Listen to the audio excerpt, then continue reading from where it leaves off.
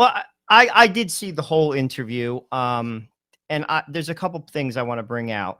The first thing that immediately jumped out at me was the state that he was in. Now, he was a mess, and he says it. He said he was on the brink of suicide, and what came to me in that is God reached a hand to him. It just shows you God's personal love for us. Like, he reached a hand to this man who was basically going to kill himself, and he took his hand back.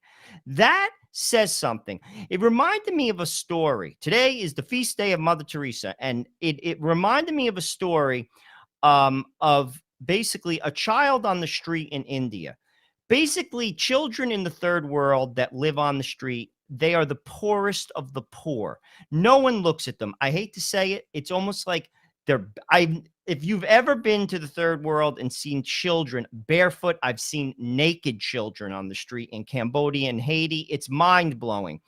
And Mother Teresa told a story that this child, which they took off the street, was sick. And she, or I don't remember if it was a she or a he, but we'll say it was a he, needed a specific medicine. They didn't have it. And a shipment of medicine came in, on right on top of the medicine was the medicine that that child needed to live. And she said, that's how God's personal love works. Like, no one cared about that child, but God did. And that's what jumped out at me when I saw this video.